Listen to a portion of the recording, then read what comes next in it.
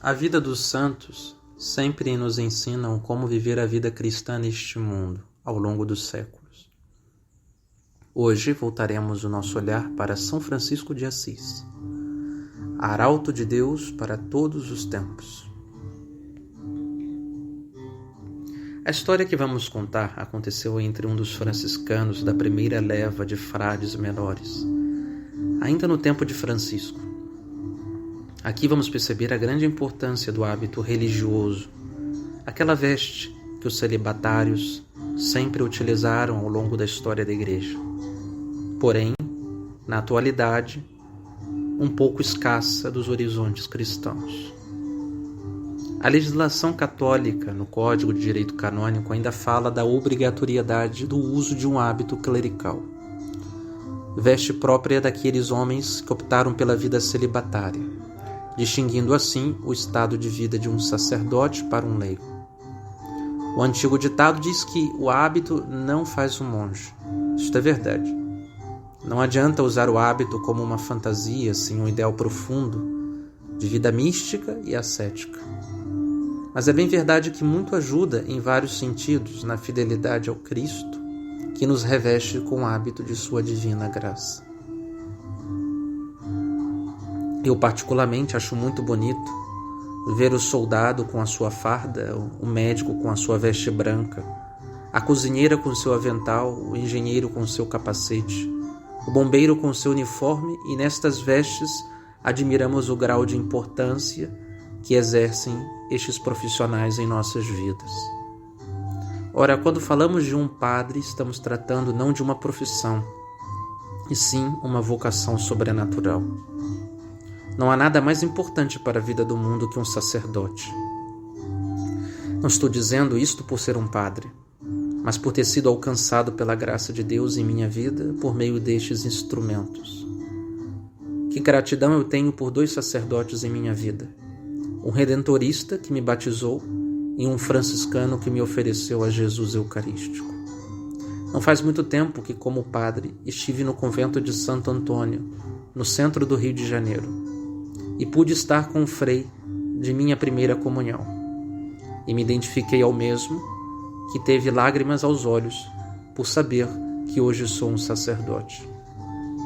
Por isto mesmo, aqueles sacerdotes que não usam hábito e estão mais escondidos, temos de prestar aos mesmos a nossa veneração, como ao próprio Jesus.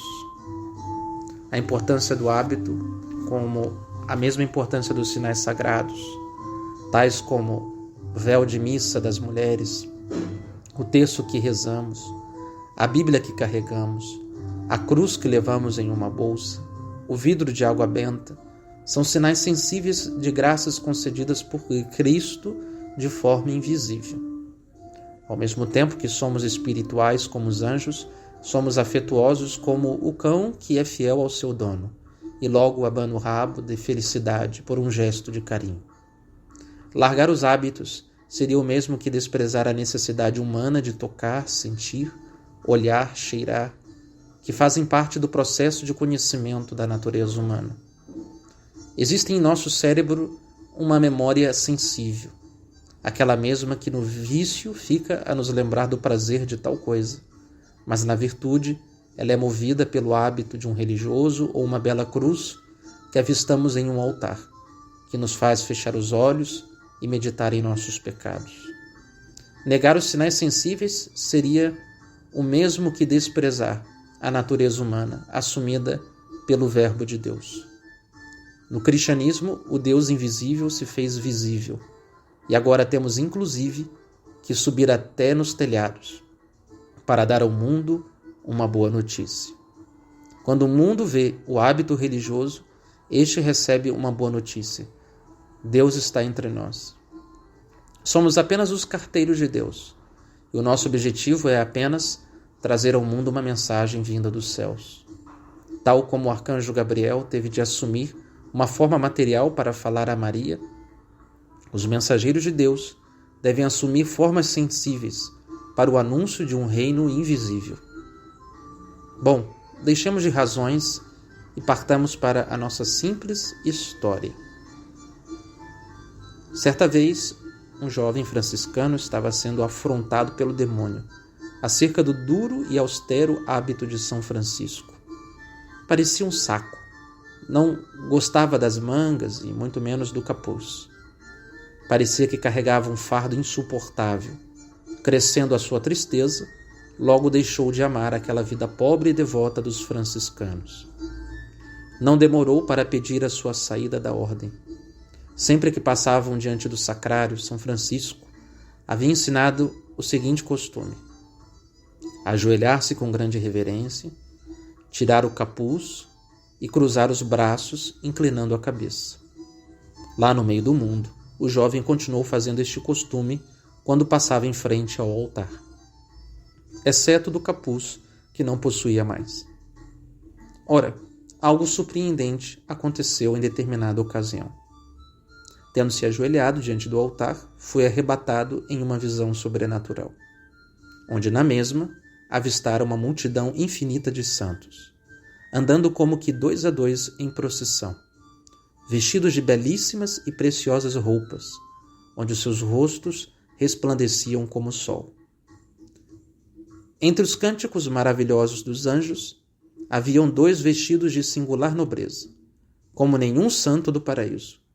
Era tanta claridade que faziam todos olharem para eles, a tal ponto que pareciam cavaleiros gloriosos, mais honrados do que os demais. Vendo tudo isto, quis saber o que significava aquela procissão, e perguntou àqueles que lá estavam: ó caríssimos, eu vos rogo que tenhais a gentileza de dizer-me o que são aquelas coisas maravilhosas que vejo nesta procissão tão venerável. Responderam-lhe: fica sabendo, filhinho, que nós todos somos frades menores e vimos neste momento da glória do paraíso. E perguntou o jovem: quem são aqueles que resplandecem mais que os outros? Responderam: aqueles são São Francisco de Assis e Santo Antônio de Pádua.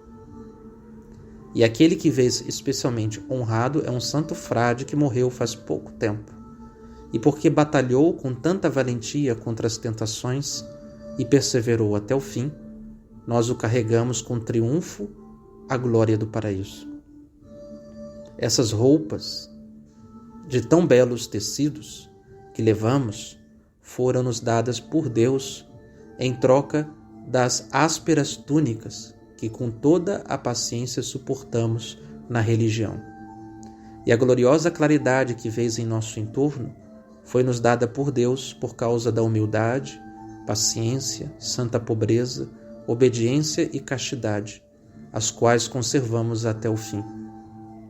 E por esses motivos, filhinhos, não te seja duro carregar o saco tão frutífero da religião, pois se com o saco de São Francisco, pelo amor de Cristo, desprezares o mundo, mortificares a carne, contra o demônio combateres valentemente, terás junto de nós semelhante roupa e claridade na glória. Ditas estas palavras, o jovem voltou a si e, confortado pela visão, enxotou da sua alma toda a tentação. Reconheceu sua culpa diante do guardião e dos frades, e dali em diante ansiou pela aspereza da penitência e dos vestimentos, terminando a vida dentro da ordem com grande santidade. Mesmo que a modéstia custe muito às mulheres e aos homens, pois nada fácil seria andar com roupa social debaixo do calor brasileiro, mas lembremo-nos desta visão. Grande glória seremos revestidos nos céus. Valerá a pena ficar debaixo do calor e sofrimento para que no céu possamos desfrutar da companhia dos santos e anjos. Escolhamos a porta estreita sempre, pois a larga haverá de nos levar para a condenação eterna. Tais foram as palavras de Nossa Senhora para Jacinta em Fátima. Virão modas que ofenderão muito a Nosso Senhor.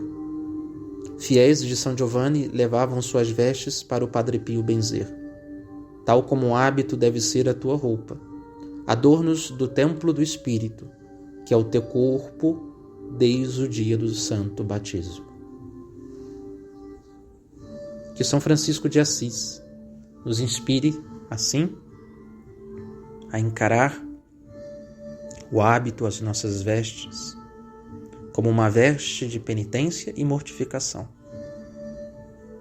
para mortificar a nossa carne e bem servir a nossa alma, onde no centro das nossas almas habita Cristo com tesouros inefáveis. Que possamos sempre guardar a santa modéstia, o santo pudor, lembrando da máxima que disse Cristo no Sermão da Montanha: só os puros verão a Deus. Os hábitos haverão de nos ajudar neste combate contra um mundo tão sedutor e nos lembrará o verdadeiro hábito sobrenatural que devemos viver dia após dia, que é a fé. Que São Francisco de Assis interceda por nós, fazendo-nos instrumentos da paz.